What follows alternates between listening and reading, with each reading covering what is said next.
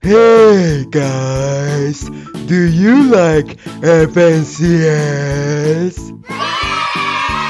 Do you like cash cups? Do you like Peter Pan? Well, today I'm not gonna be talking about any of that shit, but instead I'll be talking about some weird tournaments. Trust me, there's a few interesting ones. The history of competitive Fortnite is weird in general, but the first really interesting tournament was probably the 2019 Fortnite Pro-Am.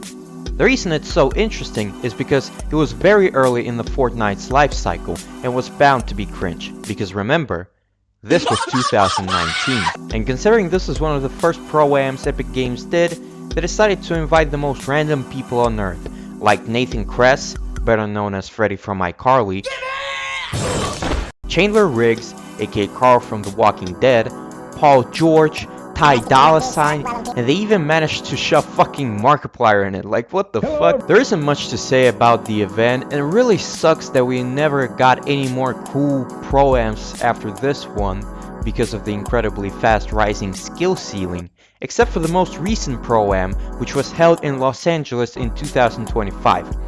Where the only interesting stuff were Allier being manhandled every time he died and respawned because he couldn't change the skin mid-game. Good heavens! What? It appears that I am being targeted, specifically because of my in-game appearance.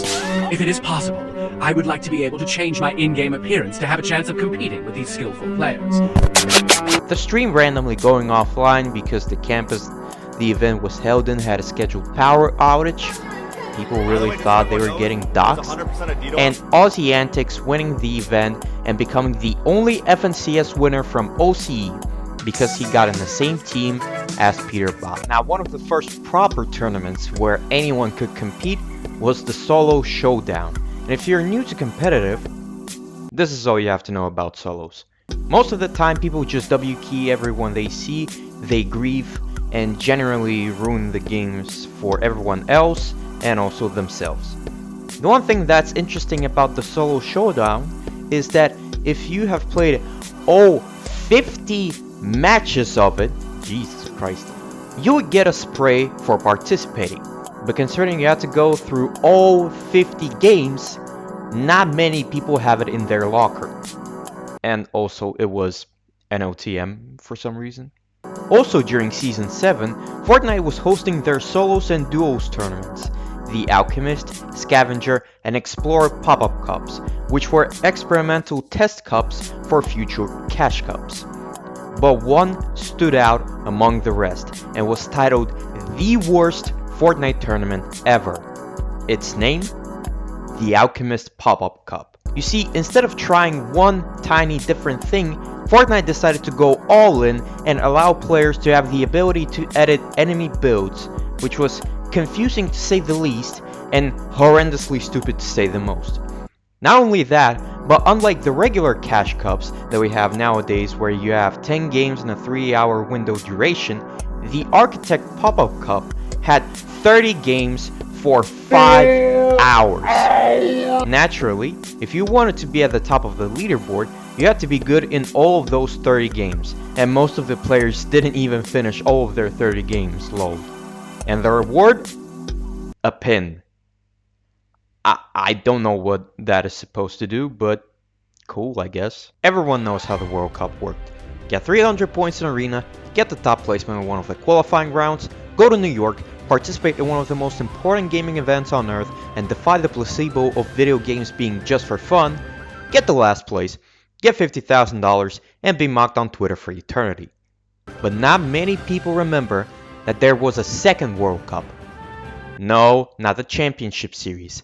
I'm talking about the Creative World Cup. You might ask, Perf, what the fuck are you talking about? Why would anyone think about... I don't know, okay? I don't know. The whole thing was just a bunch of different Death Run maps, and my favorite part about this whole thing is that the team that won the tournament was led by Scissors. If you don't know who he is, he's the creator of the OG Death Run maps you see on Reels or on TikTok. If fate ever brings us together in Sun Valley, Idaho, your decimation will be inevitable. And the best part about this is that the guy who got the win for the team, Zand, took his shoes off during the tournament, and has never played in a tournament ever since. Now that is what a true pro looks like, ladies and gentlemen. Unfortunately, I have to mention the Chapter 2 Season 2 FNCS. Not because it was during the best and or the longest season ever, but because it introduced the Axe of Champions, which was a pickaxe given to the current season's FNCS winner.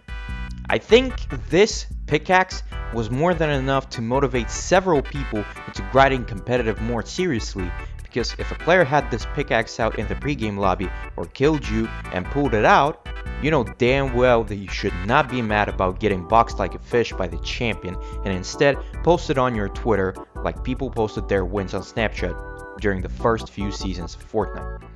And now, enter FNCS All-Star Showdown. This FNCS was by far the most interesting one out of any FNCSs we have ever had, because it consisted of 4 different challenges. Blueprint Battle, which was just an edit course. The twist here is that it's the best out of the best players, so seeing who could do it the fastest was certainly entertaining. Bullseye Bonanza, which was a name course, you know, hitting all headshots, one-pumping people, stuff like that, I don't know. High Tier was like a race between 2 pros where they had to do specific edits to get to the finish line the fastest.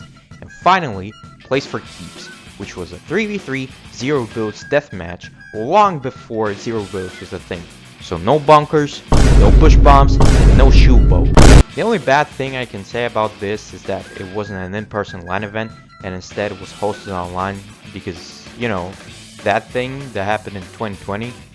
You guys remember 2020? Now, I know there was also the solo showdown, but that's not really interesting, which it was just a solo match, you know. And finally, I'm going to cover something that I like to call the Big 3 of Fortnite tournaments.